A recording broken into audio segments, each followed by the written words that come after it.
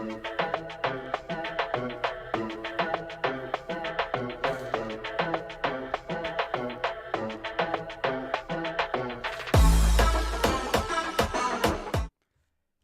and welcome to the Do Not Disturb Football Podcast, where football is forever.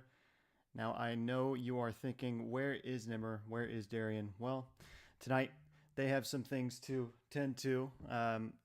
Nimmer has a family obligation that he has talked to me about, and Darian has been going through a whole lot of things with the baby on the way. So, surprise, surprise, it is a solo show. If you like to hear me talk as much as I do, well, then perfect. You're here at the perfect podcast for you to listen to. We have a lot to get into today. As someone doing this show solo, it is a whole different feel. So if there's any errors or anything like that, just bear with me. This is an exciting opportunity for me to do it alone, but we have a lot to get into. Let me try to refresh this box here if I can.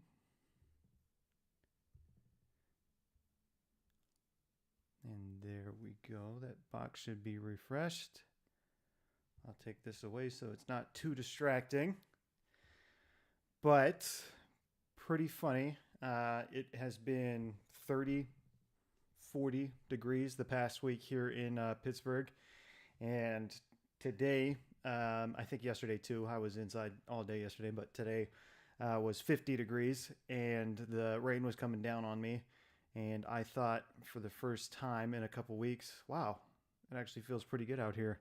And it was 50 degrees. So I must be getting used to the cold weather pretty fast. It has been snowy on some days. Snow comes down and goes away pretty quickly. We did have a day last week where the snow came down and stuck on the ground for the whole day into the night. And then the very next day, the snow was kind of gone by that time.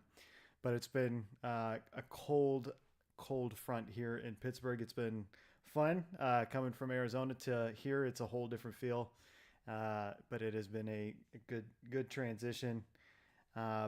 Let's get into the injury report for those out there playing fantasy where it means something. We are now in the playoffs, so let's get these injuries out of the way for you.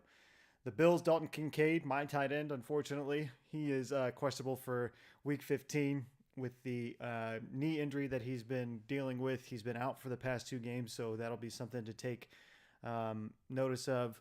Keon Coleman, the wide receiver from the Bills, he is still questionable with that wrist injury. The Bears, Roschon Johnson, their running back, he is questionable with a concussion. Browns, Cedric Tillman, wide receiver, he is questionable with a concussion as well. Cowboys, Overshown, the linebacker, Cowboys linebacker Overshown. I forget what his first name is, but if you watched that game last night, I heard that he has torn 3 ligaments in his knee. That is really unfortunate. But hopefully we can see him back in a year time from now, and hopefully he comes back and he's better than ever. That is a really, really tough injury. If you saw the replay, it was not a fun replay to watch. All prayers up to him. Packers wide receiver Romeo Doubs, he has got a concussion. He is questionable for this weekend. Colts Josh Downs is questionable with a shoulder injury. Raiders running back Alexander Mattison, he is questionable with that ankle injury that he's been dealing with, along with their quarterback Aiden O'Connell. He's questionable with a knee injury. You saw Desmond Ridder come into the game last week, and I think he played a good portion of that game. There's a chance Desmond Ridder will get the start for this upcoming game. Chargers tight end Will Dissly, he is questionable with a shoulder injury. Ladd McConkey, the wide receiver, is questionable with a knee injury. Dolphins running back Raheem Mostert, he is questionable with a hip injury. Saints quarterback Derek Carr, he is questionable. I think he's going to be out for at least this week. There's a chance it could be a couple weeks for a hand injury.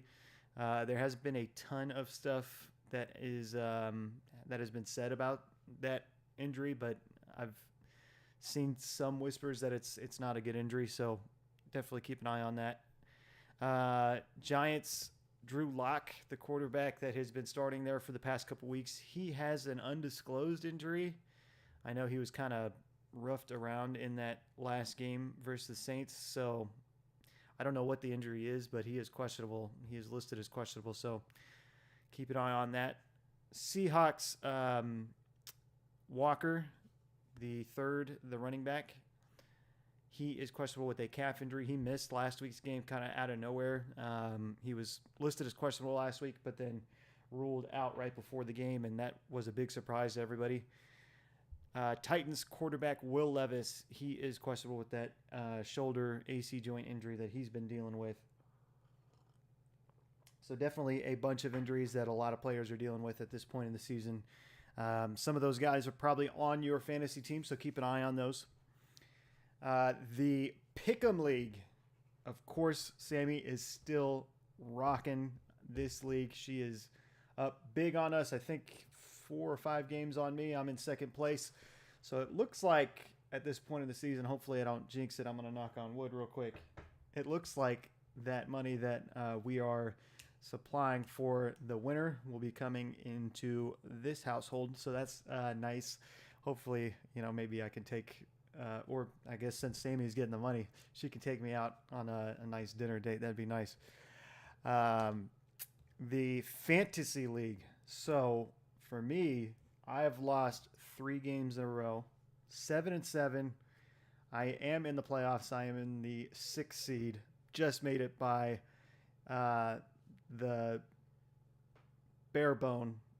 And now it's time to start my Cinderella story. 7-7 team. If I can beat Kaysen, that's who I'm facing in the first round. He is a higher seed in our league. That would be a pretty big upset, so it's not looking good for me. And I have Hook following that. Hooker, if Hooker, you're listening, hopefully I get to see you in the next round. But it's going to be a tough battle. 7-7. I feel like a lot of fantasy teams out there right now are 7-7 or 8-6, right around that. I don't know why that is. It just seems to be like the universal record for everybody in fantasy football.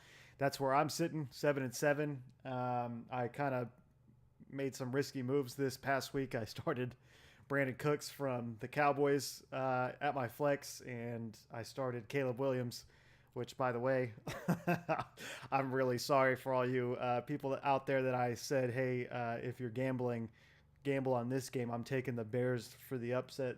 That was a very bad call. They ended up getting blown out by the San Francisco 49ers, so my bad. But anyways, the league is shaping out where I'm the 6th seed. I'm the last seed in the playoffs. We have Kaysen, we have Carlos, we have Devin, we have Hook, and I'm missing one. Oh, Nimmer. We have Nimmer. Nimmer just beat me this week, so he is a higher seed than me. Obviously, if I'm the 6th seed, we have quite an interesting finish ahead of us in our league, as I'm sure some of you guys that are watching this show are in a similar situation in your fantasy football league. It is time to really hunker down in fantasy football. If you want to win your league, you're going to have to really use your brain here. And if you ask me, I think you got to keep it simple, really, as much as you can. You know the guys, I said this a couple weeks ago, you know the guys that are going to produce. Some people, you think are going to do great. Some of your lineup blocks, your RB1, your wide receiver 1, you think they're going to be great, and you might turn around and they give you a dud. But you're going to have to kind of take those risks. Really, it comes down to using your brain and putting the people in your lineup that you know are going to produce. If you have a solid flex that you've been rocking with all year, I wouldn't stray off of him. Even if he's had a bad game these past 1 or 2 games, say like a DK Metcalf, that is one. He's had a kind of shaky past 2 games. I think you still got to rock with him. He's had really big numbers in the past. I know some people are panicking on him, but I think you have to keep him in your lineup if you're in the playoff position. Some other guys that come to mind, Debo Samuel. It's looking really rough for him. He might be one guy. He might be one guy that I'm not starting in the playoffs. But if you're in that particular situation where you don't really have anybody else, there might not be another choice for you. So really, it comes down to picking the right matchups and picking the guys that you know are going to produce. So for everyone out there that's in that playoff position, make sure you're using your brain here and picking the players that you know are going to produce. If you're sitting there with Bo Nix as your quarterback, he's been solid all year. I wouldn't stray off of him right now. If you're sitting there with Josh Allen, I would never stray off of him. I don't care what the matchup is.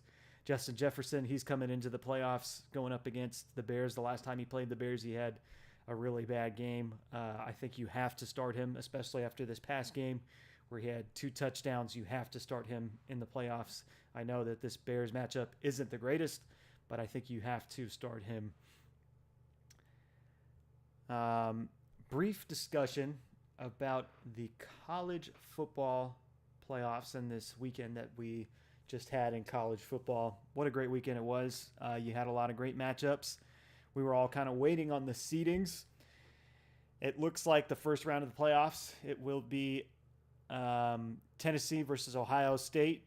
Clemson, after a huge upset on SMU, playing Texas. Indiana versus Notre Dame. SMU and Penn State playing. The teams that have the bye weeks are Oregon, Arizona State, Georgia, and Boise State. It's going to be a very, very interesting finish. I think Oregon is probably the clear-cut favorite right now. They can put up a lot of points, and they have a pretty solid defense, really good personnel all around. So they're probably the favorite right now. But really, I mean, you look at some of these other teams that are in this college football playoff, teams like Ohio State. I know that they just lost to Michigan, but you know with that loss that they're going to be in this playoff, you know, with a vengeance. I think they're going to be a team to reckon with. If they beat Tennessee, they go on to play Oregon. That would be a rematch. If we think about the middle of the year this year, they faced each other, and it really came down to the end, and Oregon had the upset, really putting them in that number 1 spot.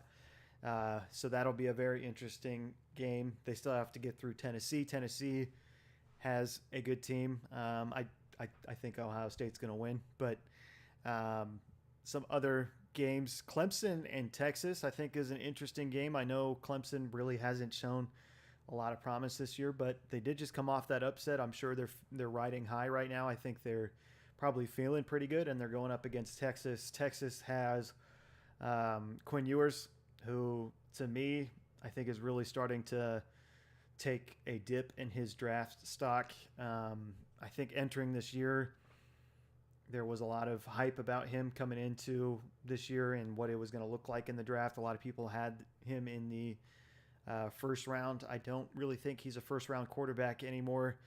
And with the mistakes that he made in the Georgia game, I kind of wonder if he has some like demons going on in his head, if he's seeing ghosts or anything. Clemson's defense is, you know, not terrible. They have some really good players, especially on the D line. So I think that's an interesting matchup. The winner of that game will go on to play Arizona State. Arizona State has been a sneaky team. They just really blew out Iowa State. So with Scatabo and the way they've been playing, that'll be an interesting matchup ahead. Indiana versus Notre Dame. I'm very interested in that game. I kind of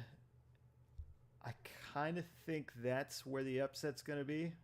I could be very wrong, but I kind of feel like Indiana's going to play Notre Dame, and whoever wins that game goes on to play Georgia. And if you ask me, I'm not a doctor, but Carson Beck's injury was pretty gruesome for a quarterback. It was his throwing arm. It looked like one of those injuries where like you're going to need that Tommy John surgery. and that's going to put you out a couple weeks. He came in the last play of the game against Texas and couldn't even really raise that arm, and he just handed the ball off. It's going to be very interesting to see how they operate going forward. They have a really good defense, probably the best defense left in the college football atmosphere. But with that Stockton, who was the backup that came in, with him playing quarterback, I didn't really see a lot of great things out of him. It was his first game, so maybe I should give him a little bit of a break. I know Kirby Smart's really into him, so it's interesting to see. I think it'll be Indiana versus Georgia in that second round. Penn State versus SMU. I think that's a interesting matchup. SMU kind of just took a dive there at the end, losing to Clemson. That was a game a lot of people thought they were going to win. And I'll be honest with you, I haven't really watched a lot of SMU or Boise State. I would imagine Penn State gets through SMU, and I think Boise State and Penn State could be a battle. That'll be a fun matchup to watch. But I hope you're all excited about the college football playoffs. We don't talk too much about it in this show, but I like to just kind of put some highlight on it. I am paying attention to it. I like to kind of be tuned in for the NFL draft every year. Some of these players that are in this college football playoff, you would imagine, are going to be high picks in this NFL draft. If, some of these teams climb in the playoff and make some upsets, you're going to see a lot of people getting attention from these schools, say Scatabo or say Dylan Gabriel from Oregon. He hasn't really been talked about, one of the top quarterbacks in this draft. A lot of people don't really have him going in the first round, but I think if they end up winning the championship, you're going to see a lot of people starting to look at him as maybe a first-round talent. So that'll be interesting to see coming up. Let's get into the reaction from Week 14. It was a interesting week, to say the least. You had the Eagles with the late win against the Panthers, a call at the end where Xavier Legette dropped the ball on like the 2-yard line, diving for a ball, and it hit the ground, and that pretty much gave the Eagles the win. The Buccaneers beat the Raiders. Steelers won without George Pickens against the Browns, which was an interesting game. I watched every single play living here in Pittsburgh. The Rams and the Bills thriller, that was a really exciting game, really back and forth shootout type game. So, kind of a surprising start from the Bills. I thought there was a chance that they'd start really hot early and then maybe the Rams would climb back into the game. But really, from the start, the Rams were the dominant team that came out, had a touchdown and a blocked punt. And really, I think it was 17-3. I can't remember exactly, but I think it was a 17-3 start. It was either 17-3 or 17-7. And ended up being a 44-42 game. Really, really, really interesting game. Sorry for the tea. I have to make sure these vocal cords are staying moist, or else my voice will start cracking, and that's embarrassing for everybody. But that Rams game was really interesting. You saw everybody on their offense, the Rams offense, really perform. I know there's a lot of people out there saying that Matthew Stafford is like a hot pickup in the waiver wire right now. He probably is when Puka and Kupp are healthy, both at the same time, and you have that full functioning offense. They have some guys on the O-line that have come back. Yeah, he's probably going to be a really good quarterback in the waiver wire right now. The Chiefs and Chargers, that was an interesting game. Juwan Taylor was out there jumping off sides every single play like he's been doing all season, but I guess we'll just keep giving the Chiefs the benefit of the doubt here. They won with a doink off the upright into the field goal into the back of the net, and that's how they won. They won by a point. Bears they lost badly to the Niners. Like I said, that's my bad. My bad on that call. I thought these Niners were turning it in, but looks like they still are going to be fighting. They'll be going up against the Rams this upcoming week, so that'll be a really interesting matchup. Cowboys versus the Bengals. I won't lie to you, I didn't watch a ton of this game because at the end of the first half, I was like, neither of these teams are probably playoff teams. Maybe the Bengals get in, but I don't see it. So I kind of turned the game off. I was getting kind of tired. Hopefully, if you watched that game, you enjoyed it. I know it was on like the Simpsons cast or whatever, and if you watched it that way, very interesting choice by you. I hope it was fun. Let's get into the first story of the day. This comes out of Philadelphia, right here in Pennsylvania. The Eagles. So I talked about the late win they had against the Carolina Panthers. They have now had their 9th straight victory. This one was one of those ones that was a little too close for comfort against the Carolina Panthers team, who honestly has been kind of turning it around. They've been in close games with the Chiefs and now the Panthers, two very solid teams. They beat the Saints a couple weeks ago.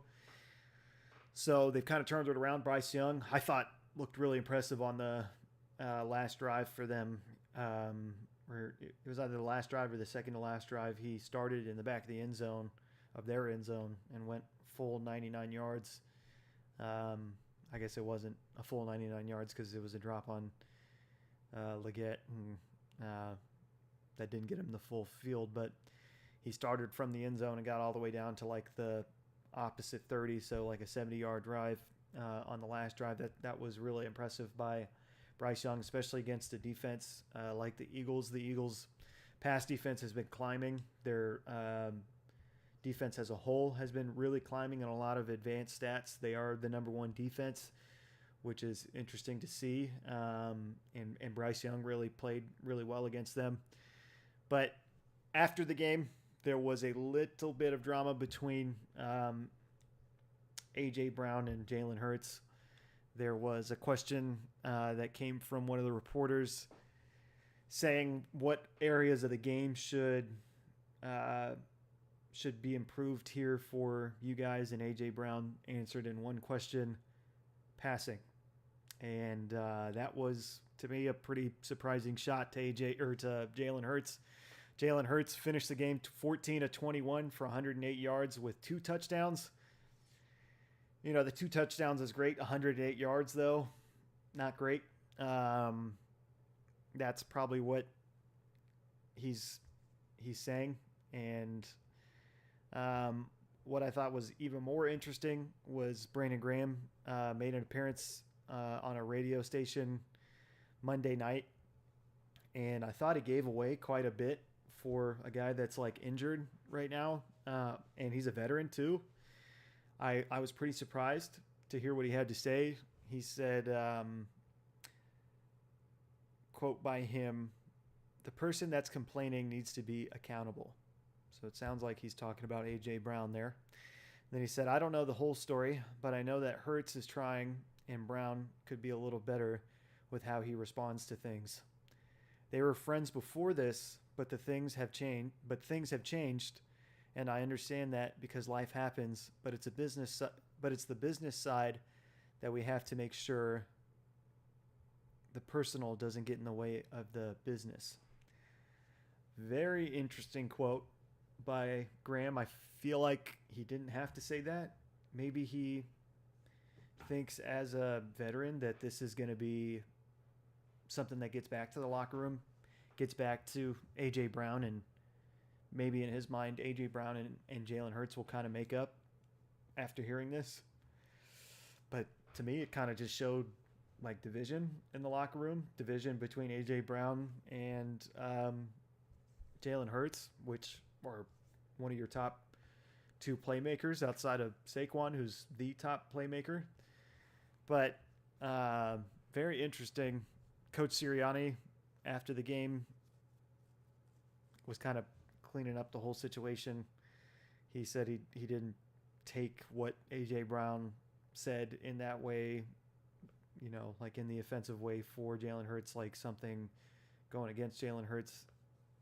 I mean, I don't know how else you would take it, but he said that in terms of what he sees on a day-to-day basis, he sees a lot of 2022 vibes. That's what he said for the team. 2022 is when they went to the Super Bowl against the Chiefs and lost. So that's what he's seeing. That's what he's saying. He's seeing inside the locker room. Very interesting. It's going to be interesting to see how the Eagles do coming up. We'll take it to the next topic. The Steelers and the Philadelphia Eagles game coming up this weekend. Very interesting matchup, the Battle of Pennsylvania. A lot of people are calling it. I know Mike Tomlin was out there, or was at the talking to the press today, saying this is the Battle of Pennsylvania. We should do this in Breezewood, I think is what he said. And I'm new to the area, so I don't really know where Breezewood is, but I'm assuming that's like the midpoint between Philadelphia and Pittsburgh. And the word is that they're most likely going to be without George Pickens again in this matchup. The Steelers are. That is a very interesting thing that I am looking at for this game. If he can't play, which he went down with a hamstring injury, it sounded like right before the game or on Friday, or not really sure when. He wasn't really on the injury report last week. It just kind of showed up on Sunday and right before the game, and he was ruled out. So it'll be interesting to see.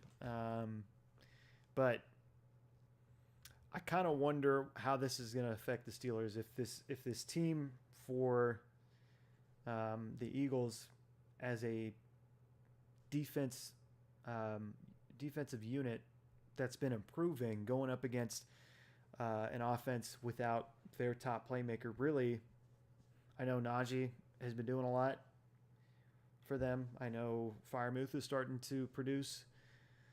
Jalen Warren gets in there and does some things. But from an offensive standpoint, George Pickens is the guy. And if he's not there, I think you can kind of get away with it against a team like the Browns. But I'm a little worried for the Steelers coming up or going up against the Eagles. This pass defense is starting to look for real. Vic Fangio has kind of been known for this, being one of those top defenses in the league, and putting it together throughout the seasons that he's coached. It didn't work last year for the Dolphins, but you look at his numbers, pretty much for the majority of his career, they've been a very good defensive unit wherever he goes. And that's what it's turning into for the Eagles, which is awesome for them. I think it's an interesting, very interesting matchup. Very exciting matchup, 4:25 Eastern this Sunday. So I will definitely be tuning into that. I think we're going to Sammy's, one of her family members here. We're going to their house, and I'll be watching. They get to see me bring my laptop because the Broncos will be playing at the same time, and I'm definitely going to be watching the Broncos versus the Colts. But very interesting game, the Battle of Philadelphia. The Jets and the Giants, they are combined 5-21. Their records are combined as 5-21 for the season right now. Right now, the question is, where do they go next? And this is something I've kind of been going back and forth on. I look at the Giants, and really, I've told you in the past couple weeks, I think they're tanking. They had a very low-scoring game against the Saints this past weekend, and they look like one of the worst offenses in the league. And I think the projection right now is that they have the second pick in the draft, and the Raiders have the first pick in the draft. So it'll be interesting to see. A lot of people think it's going to be either Cam Ward first or Shedeur first. Shedeur Sanders, that is. I would think that's one of those quarterbacks is going to go to the Giants. I just have a sneaky suspicion that Shador is going to end up going to the Giants, and I could be wrong. If the Raiders are the number one spot, there's a chance they're going to take him because there's been a lot of talk especially this past weekend, a report coming out that Deion Sanders told Antonio Pierce at some sort of camp or something they were at. I don't remember where they were, but he was telling Antonio Pierce to take those Sanders boys, meaning Shador and Shiloh. If you ask me, Shador is. I kind of put him. I kind of compare him to like Dak Prescott. So he's a good quarterback, above average, but I don't really think he's a difference maker. I like the way that he reads defenses and he can get the ball out, but I just kind of wonder what it looks like in the NFL. It's going to be a whole different speed for him. If he's not behind a really good O-line, that's going to be a problem. It's been a problem for Colorado, and it'll be interesting to see what happens if he goes to a team like the Raiders, because the Raiders don't have very good pass protection, or a team like the Giants because they don't have very good pass protection.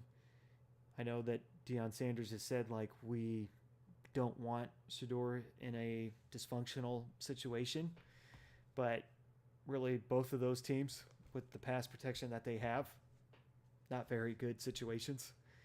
And I'm just interested to see how it goes, really. For the Giants, I think they draft a quarterback. I think they keep Brian Daboll. And you just kind of hope and pray at this point. I don't really know where you turn to. This has been a franchise that really hasn't been good for a while. I like Daboll as a coach, but their roster really isn't there at the moment. I like some of the guys they have on defense, on their defensive line. Brian Burns, he'll be coming off an injury coming into next year. Dexter Lawrence will be coming off an injury. His isn't as serious, but I like those guys on the defense. I like Malik Neighbors. Theo Johnson is decent. Not really a fan of their running backs, to be honest with you. I have Tracy on my fantasy team, Tracy Jr., but I don't think it's going to work long term with him. He was a receiver that is now playing running back in the league. He's been fumbling the ball. He didn't fumble this last game, but the 2 games before that, or might have been the 3 games before that, he fumbled the ball, and I think that's kind of what you get when you put a receiver at running back. For the Jets, I think it's looking much darker there. I don't know what you do. I mean, you draft a quarterback, you're going to be upsetting somebody in the locker room. I would do it anyways. With where they're at, I think they're probably, I could take a look. They're probably sitting in that 6-7 spot. Let me take a look real quick.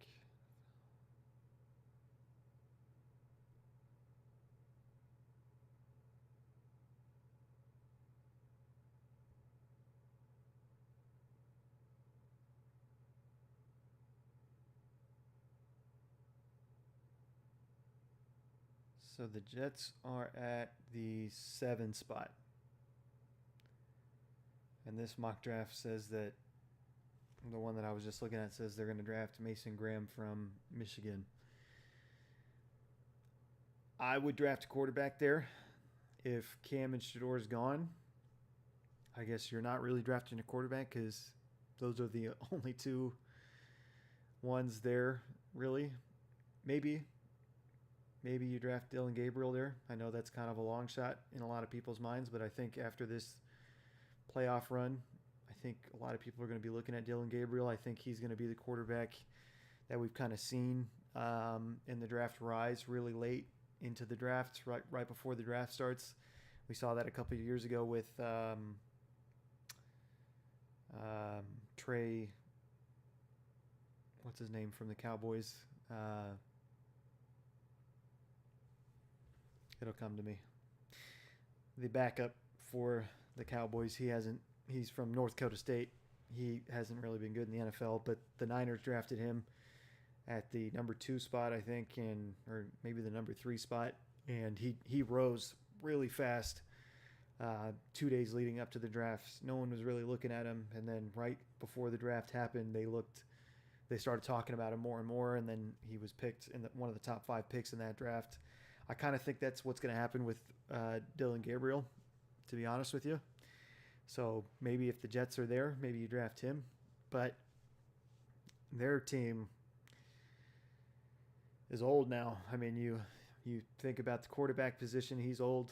You think about Devontae Adams. I love Devontae, but he's an older receiver. You have some guys on the defense. C.J. Mosley, older guy. Their lineman, Tyron Smith, he's an older guy. He's been dealing with injuries this year. Mosley, he's an older guy. So you have a lot of older guys on the team, which could be a good thing. But when you're looking at the record and the way it is this year, I think it's going to be a long road ahead for the Jets. I am interested to see what they do going forward. They've fired everybody, so the head coach Saleh was fired, and the GM was fired. So it'll be interesting to see where they go moving forward there.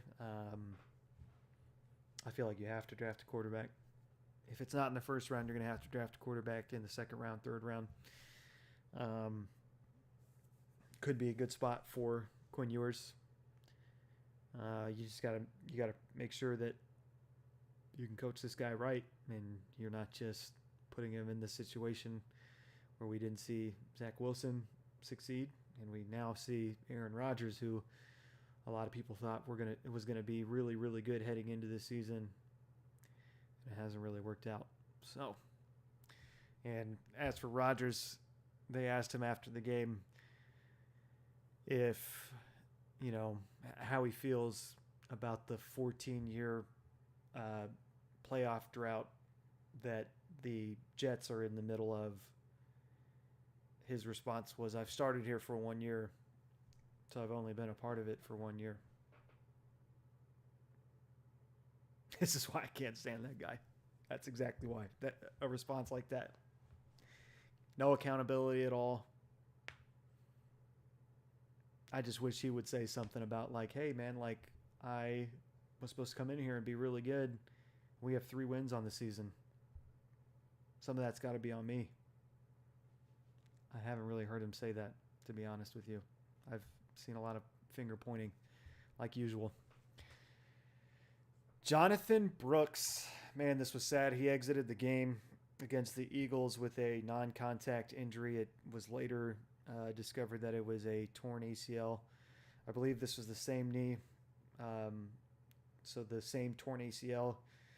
2 ACL tears in 13 months. Jonathan Brooks came from the University of Texas and tore his ACL at the beginning of last season's college football season.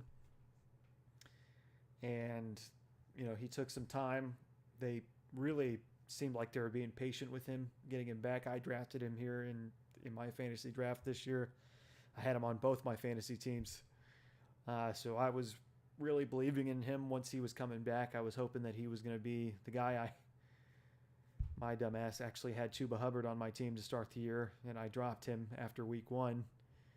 And week 2 happened, and he had a really good game, and he was already on someone else's team, and he ended up being like the RB5 or something like that in fantasy. So that one hurt. But Jonathan Brooks, I was really believing in, and with 2 ACL tears in 13 months, that's a really tough thing to come back from. I still believe in him.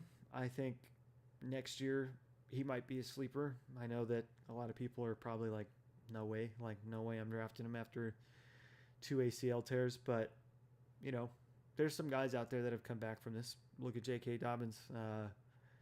He came back this year and was really good, and he's had multiple tears in his knee. So I believe in Jonathan Brooks. I hope and pray for a speedy recovery for him. I know that this is going to be a really tough thing to come back from mentally, but I think he'll be okay. Hopefully he has that same work ethic that he always has had, and he can get back. It sucks because from just even like the couple carries that I saw him have in some of these games, it looks like he is going to be an explosive back in this league, someone you have to reckon with in a defensive game plan. But it's just really disheartening to see him go down with a non-contact injury and really hurt himself after a long waiting period of him getting back. And I hope he's okay. I hope he does well. So I'm not going to do the Rage Cage today. I just feel like it's not going to be the same without Darian and Nimmer here. And I'm not really too mad about anything. I guess the one thing I'm mad about is like the playoff seedings for the college football playoff. When I was taking a look at that, you look at it and the reward for Oregon, the number 1 ranked team, is they get a bye, but they're either going to play Tennessee or Ohio State in that second round. And that's a really tough matchup. Either way you go. Ohio State will be a really close game because they played earlier this year and it was a really close game. And that's I can't remember what number they said it was, but I think it was like $120 million roster or something like that. It's probably higher than that, but I think that's kind of ridiculous that the number 1 team is going to be facing Ohio State in the second round, most likely. It really should be, once the playoff bracket starts, like there should be a reseeding and you have the worst ranked team versus the best team, or the second best team, just like they do in the NFL. Like you look at the AFC playoff picture, you have the Chiefs with the first round bye, like the Oregon Ducks. You have the number 2 seed, which right now I think is the Buffalo Bills, going against the last seed in the AFC playoff picture, and that is the Denver Broncos. I think it should be something like that. Having Oregon as the number 1 seed playing Ohio State the second round isn't really much of a reward, to be honest. So I guess that's my Rage Cage. Hot Take Tuesday. I've kind of gone into this a little bit, but the only quarterbacks I feel comfortable about drafting in this upcoming draft is one, Cam Ward. I think he is the clear-cut favorite. I think he's going to be the most successful quarterback in this draft. I think that's the guy you're going to want to draft if you're a team or if you're a fan of one of these teams that is in that number 1 spot. I'm sure you're hoping for Cam Ward to be the guy. I'm sure there's some haters on Cam Ward out there. I don't really understand why you would hate on Cam Ward, but to each their own. So Cam Ward number 1 and Dillon Gabriel number 2. And I think that's a really hot take. A lot of people are probably out there saying, like, how do you think Dillon Gabriel is going to be a good quarterback in the league? He's a shorter guy. He almost lost to the second week of the season. They almost lost to someone crazy. Like, I don't even remember. It was almost a crazy upset. It was a close game. The entire game. Someone you've never even heard of.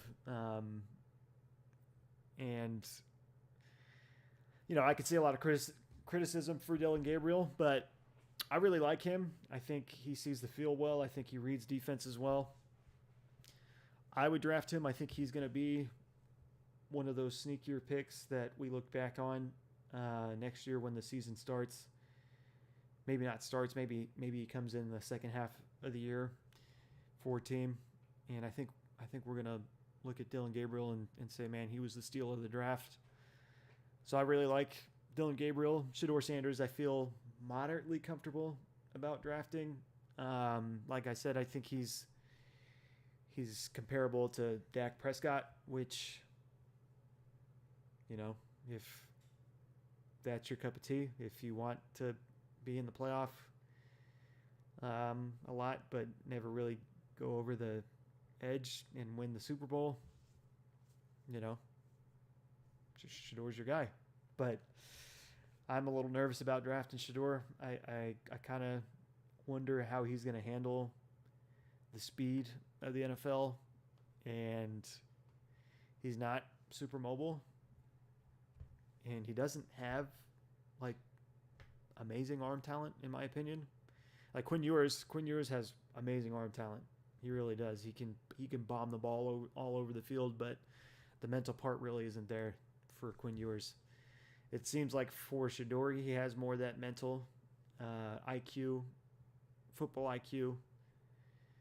But I just think there's a lot of intangibles that he doesn't possess. And I would take Cam Ward and I would take Dillon Gabriel over pretty much everybody in this upcoming quarterback draft. We're just going to power on through. We'll get into the fantasy football segment. I hope you've enjoyed this solo show with me. Let's get this. We'll get this GIF back on here. Do Not Disturb Football Podcast. Make sure you're following us on Instagram and TikTok. Unfortunately, TikTok's going to be going away here soon, it looks like, but we are the D&D Football Pod on both of those platforms. You can find us there. We'll start with the question, who was a better draft pick in this last draft?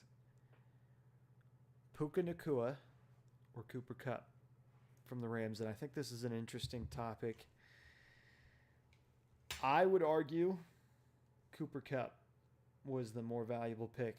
And I know that's the one that was the one take that I gave before the season, saying go ahead and draft Cooper Kupp in the 4th round with no questions asked. And he had an injury this year that took him out for, I think, 6 games. So that was a tough part. But Puka, on the other hand, had a lot of games he missed as well. Cooper Kupp played 9 games. He only had 2 games under 10 fantasy points. A lot of 20-point games. 1 32-point game. A couple games in the teens. But he's been solid this year. Consistent. Puka, 8 games, so less games than Kupp. And he was drafted in the 2nd round in most leagues. I don't think a lot of people drafted him in the 1st round, but I'm sure some people out there did. I think most people drafted him in the 2nd round.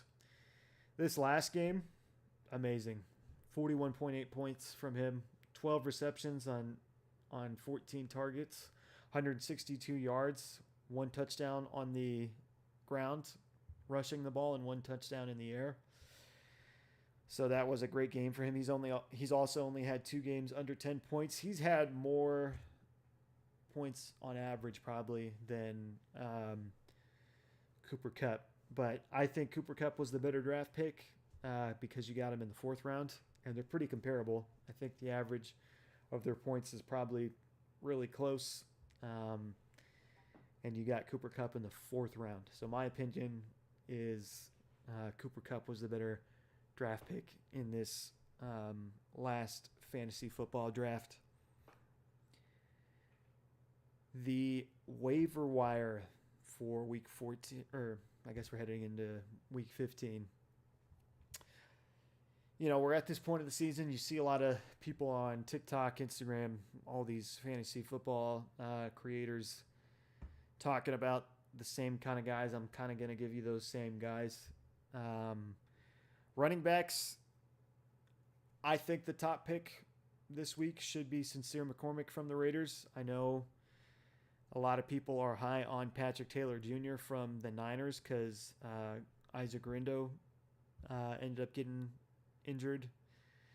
But McCormick has been efficient on the ground. I think his average is pretty good compared to some of the other running backs that they've had in their system. Alexander Madison might be coming back. Zamir White might be coming back, but neither of those guys have really had really good games this year. Madison has had a couple of decent games, but nothing really blowing you away.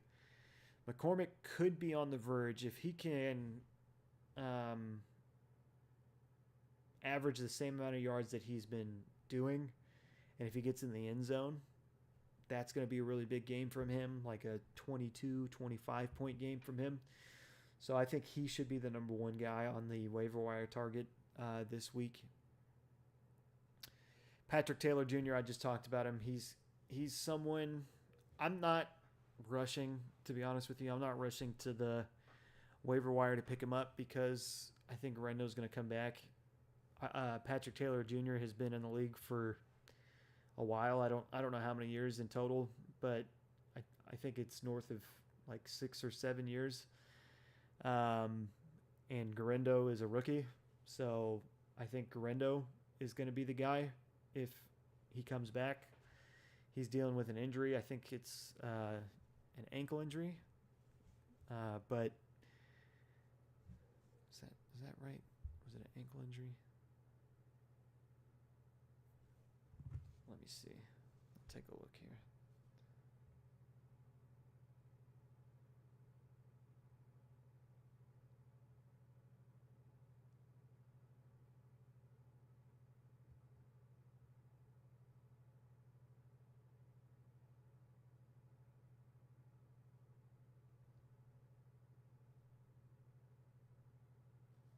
Bear with me 1 second. I'm going to try to find what Garendo's injury was.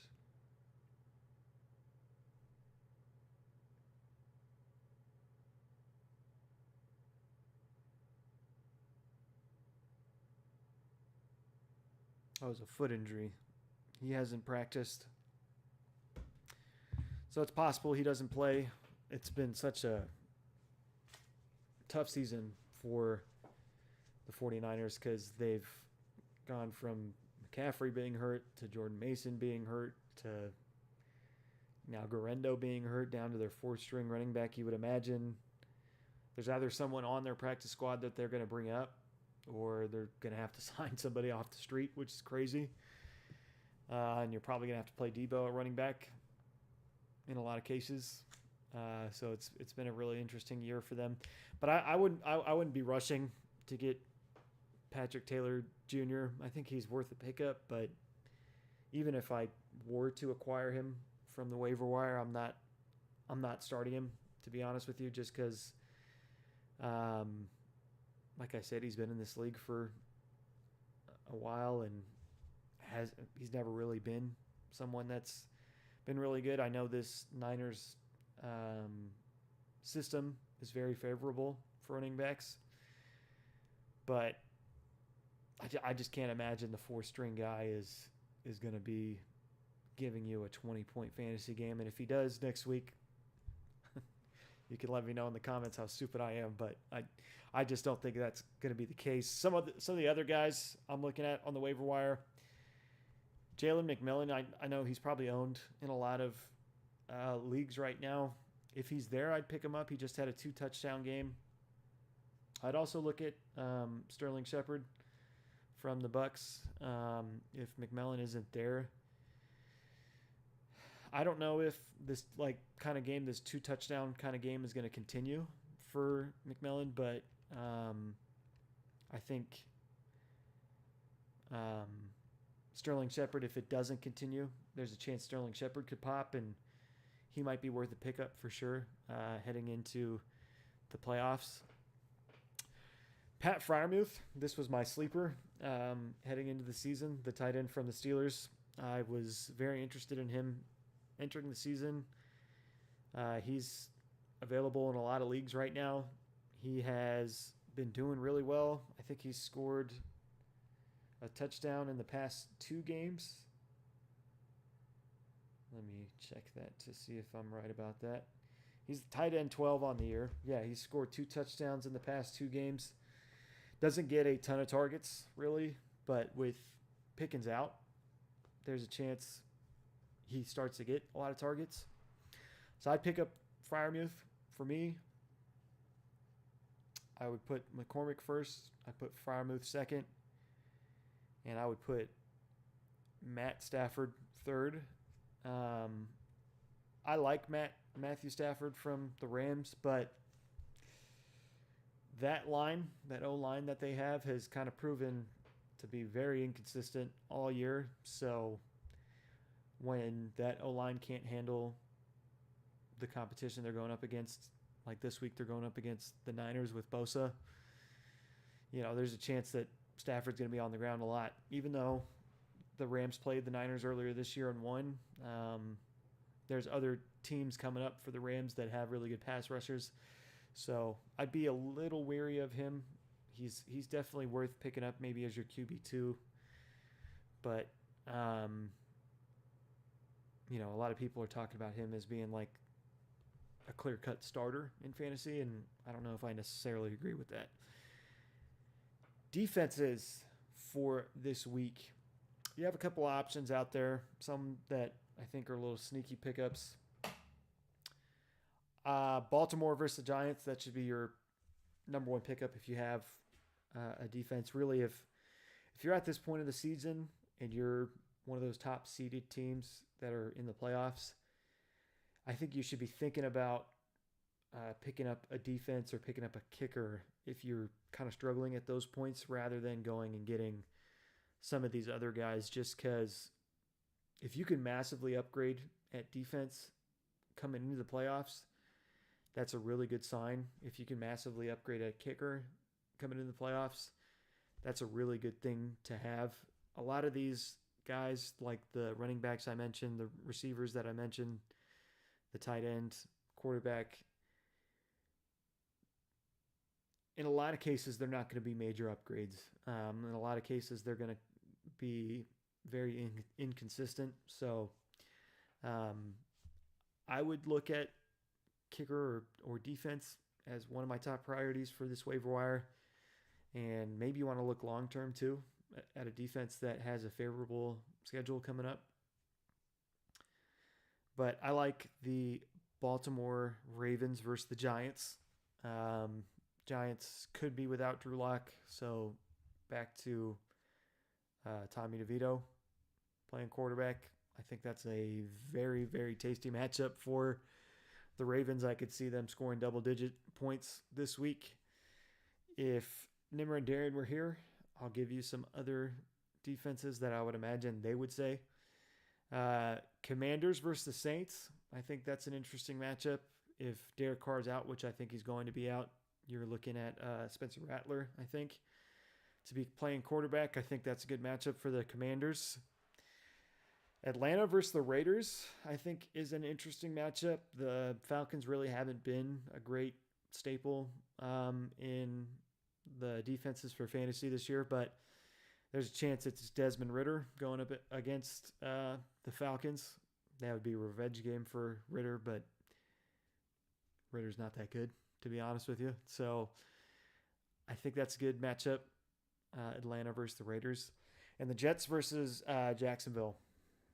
I feel pretty good about this matchup if it's Mac Jones. If it's Trevor Lawrence, I feel not as confident, but I still feel pretty good to start them depending on what kind of situation you're in. If you have a defense that hasn't been performing well, it might be time to pick up the Jets.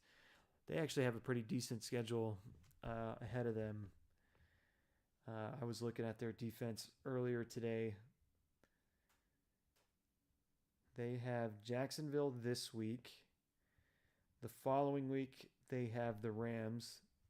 And the following week, they have the Bills. So that last week probably isn't going to be a very good matchup, although they've been in close games with the Bills before. But I do like those matchups with the Rams and Jacksonville. even though Stafford might go out there and slice them up. We'll see. But I do like that matchup, the Jets versus Jacksonville this week. Fantasy MVP. We have been very, I can't even say hit or miss. We've missed a lot on who we think is going to be the top scorer. It's kind of hard to predict, but we do it every week. Nimmer has hit one of them just a couple weeks ago, saying Jamar Chase was going to be the fantasy MVP, and he was, putting up 50-some points. This week, this could be biased because this player's on my fantasy team. But I'm going to go with Bijan Robinson against the Raiders. He's projected 21 points right now. This is the Raiders that are, I think, 17th against the run. I think the Falcons are going to have the ball a lot in this game. And I'm going to say Bijan scores 2 touchdowns on the Raiders, and maybe one through the air, one through the ground. And he'll give you one of those monster performances. I think he'll give you, I'll say, 41 points this week. Very bold. Very, very bold. Some other guys that have really good matchups heading into this week. Josh Jacobs versus Seattle. 22nd ranked rushing defense. He could be one of those guys that is in the running for fantasy MVP. And Joe Mixon versus Miami. They are 20th versus the run. And CJ Stroud has kind of been getting pressured a lot this year. That defensive line for Miami's been playing well. So maybe the game plan will be kind of to shy away from CJ Stroud and hand the ball off to Joe Mixon. So maybe he's in for a really big game. And league winners. We have been doing league winners. We've done quarterbacks. We've done running backs. We've done receivers. We'll do tight ends today. I told you a couple weeks ago the tight end that I would love to have in the playoffs is George Kittle from the Niners. He just had a really good game. 6 receptions, 151 yards, 21.1 points. He probably is, in my opinion, the league winner at tight ends. For, whatever reason, I feel like he is a guy that kind of goes forgotten about in the Niners offense. And he is very, very good. Very, very good. I'm sure a lot of defensive coordinators don't forget about him, but I feel like in a lot of fantasy drafts, in fantasy in general, we don't really talk about George Kittle a lot. And I think he needs to be talked about more. I think he's going to be the league winner this year in a lot of fantasy leagues. But to pick someone different, I would go for someone in a very unlikely spot, a team that you probably wouldn't think of. That is David Njoku from the Browns. Why do I say David Njoku? Well, he has 30 targets in the last 2 games. Jameis Winston has really been searching for Njoku, and it's really been paying off. He just had a touchdown against the Saints, or not the Saints, the Steelers, I'm sorry. Scored, I want to say 18 points.